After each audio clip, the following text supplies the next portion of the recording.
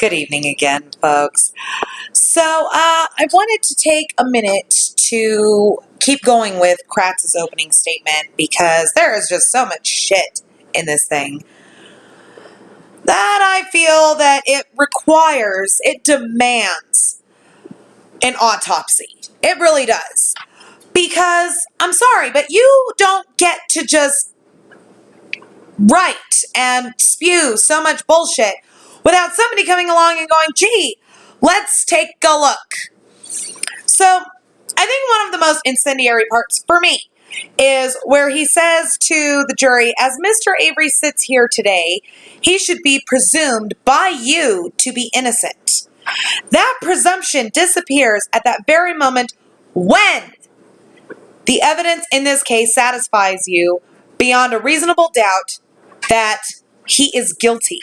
See, what he's doing there is he's using these very psychological terms to instruct the jury, he's guilty, he's guilty, he's guilty. And a certain amount of that you expect from a prosecutor.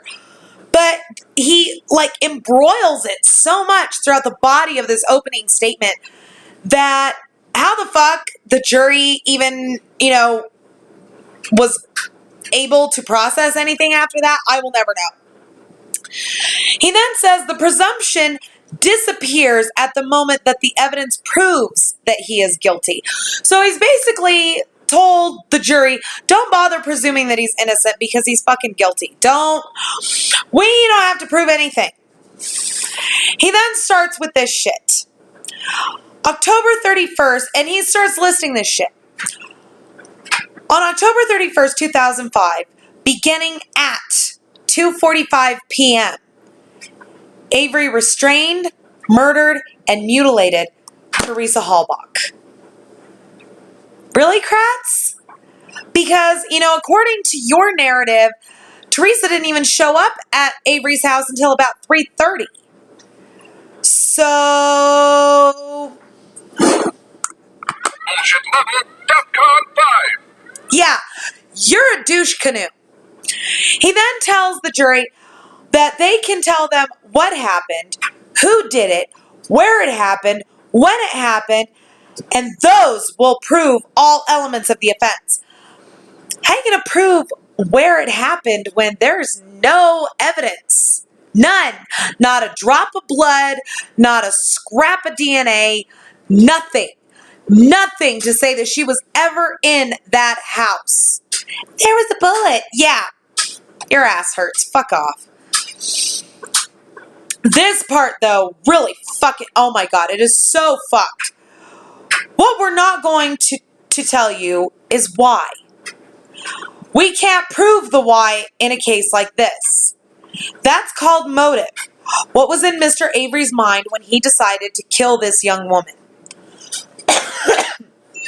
Folks, 33% of a case is motive.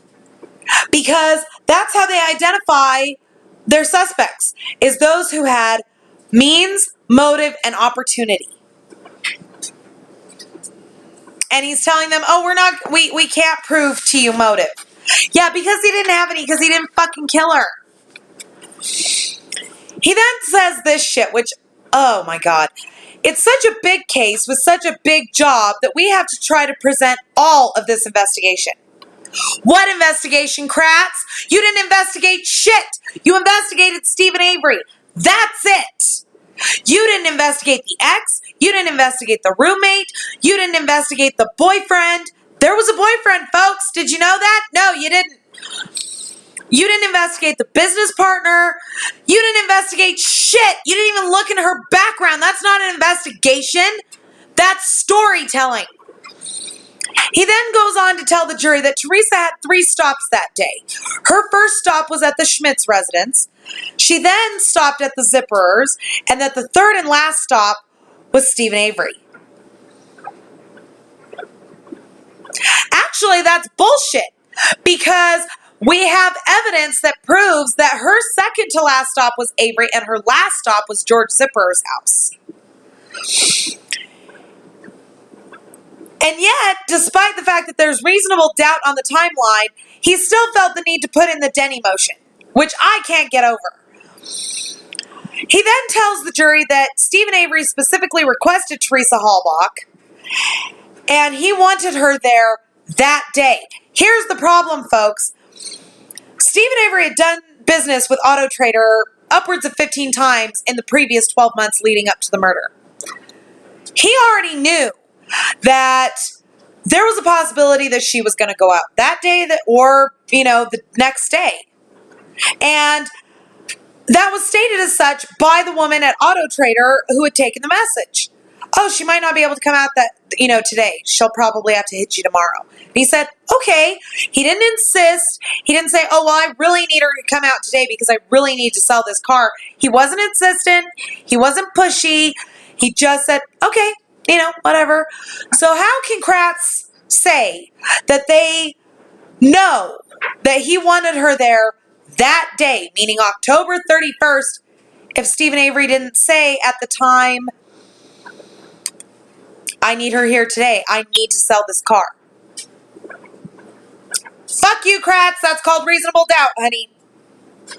He then says that he lured Teresa Halbach. He didn't lure her. Yes, he gave them a different name. You want to know why? Because it was his sister's fucking car that he was selling. And he gave his sister's phone number because it was his sister's car that he was selling. And I'm sorry, but even if he gave a different name and a different phone number, she knew where she was going because they live on Avery fucking Road. That was the address. He then points to the lawsuit of Stephen Avery's. And he says that Stephen Avery filed a lawsuit seeking compensation, seeking money. Yeah, he decided to bring up that dirty word, money. And that may or may not have something to do with this case. Kratz, just a few minutes before you said that his exoneration and everything involving in his exoneration had no bearing on this case. And now you pretty much said that it may have something to do with the case. Make up your fucking mind, Kratz. This really gets me, though. He says, those parts of the missing persons investigation that happened in Calumet County are Calumet County law enforcement's responsibility. Those parts of the missing persons investigation that happened in Manitowoc County necessarily and appropriately are Manitowoc County's responsibility. The fuck? Folks, Calumet County was only involved in this investigation because that's where Avery lives. And they were not supposed to be involved. I mean, he lives in Manitowoc County. Calumet County was brought in on the investigation to make it look good for Manitowoc County.